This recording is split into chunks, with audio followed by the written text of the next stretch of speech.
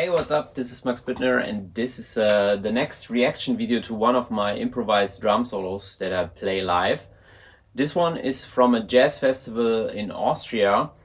I found it interesting while rewatching the solo that simply the vibe of a venue and like a festival and all the stuff that is going around there has also an impact on my playing there. So it's a total different approach than the last one. This one is more elongated. We decided in this show that we have a fixed length of the solo, so the click track is going on, but I ignore the click track in the beginning and play like a non-time thing.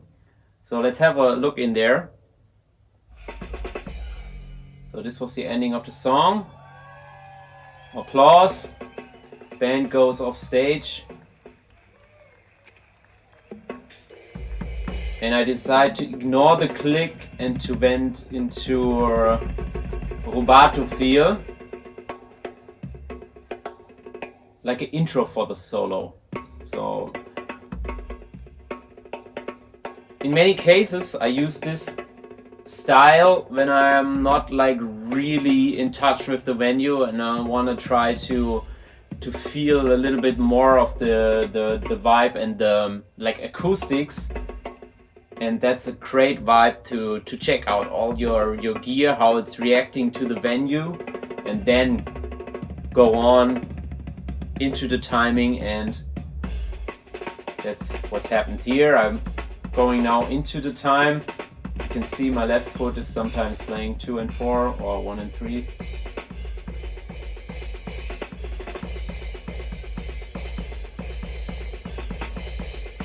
What I'm playing now is a simple structure of 5, 7 and 4 groupings. I will explain that after the solo in a little bit of demonstration here.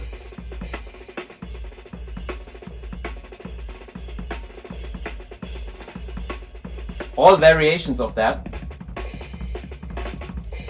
Then we go into my favorite lick. You also have that in the last solo, which is a 6-doublet lick. I explained that in the last video.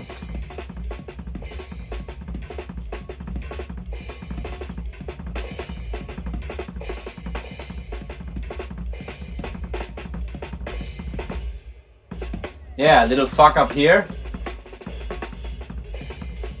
but back at it, same thing, and that's the ending. And now we go straight into the next song. Count-in comes. I'm a little late with that, but okay. So mainly I'm using, after the rubato intro, a cool fill-in idea. I really like that idea. I'm gonna show it to you right now. So the basic structure is a 7-note grouping, a 5-note grouping, and then, of course, in a 4/4 context, we have 4 16th notes left. So when I put the hi-hat on all quarter notes and combine them, it sounds like this.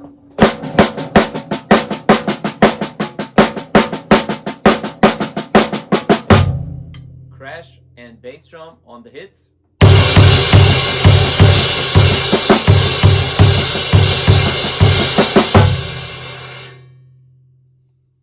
Okay, so what I added here is when I replace the 4-note grouping at the end of the phrase, or sometimes in the middle, you can also mix that up, with a 16th note triplet figure, so 6 tuplets. It sounds like this.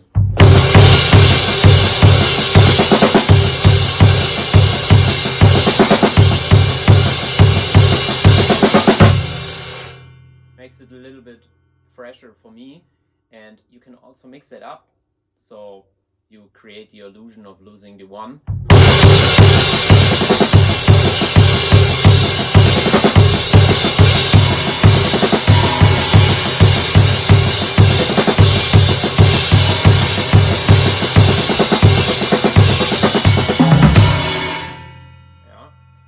tricky thing is when you put the sixth doublet in the middle of the phrase, it starts on a 16th note offbeat, on a straight 16th note offbeat, which is really weird.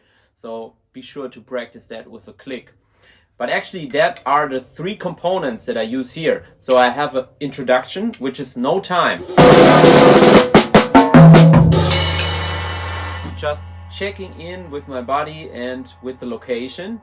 Then I quickly go to showing one idea, which was this in this case, this.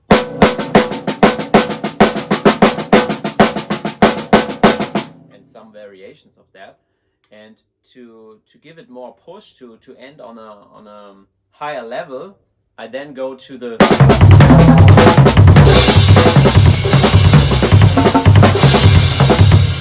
six doublet thing and also randomize it on some surfaces and then stick to that idea.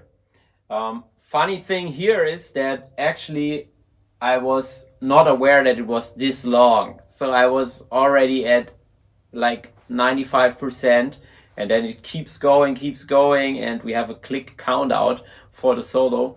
And I was wondering when it's gonna come, but actually I stick to the idea in this case, because sometimes that's also a good thing, you know. Just stick to the idea and keep the momentum, and sometimes the monotony of that will have a certain effect. So of course, if I would redo that solo and try to do different stuff, I would probably end on something else. So it was not the cleanest ending and not the cleanest phrase for the ending, but in this case that's what I did. So basically it's only three parts: rubato, then going into the fill idea, and then the ending on the sixth doublet thing.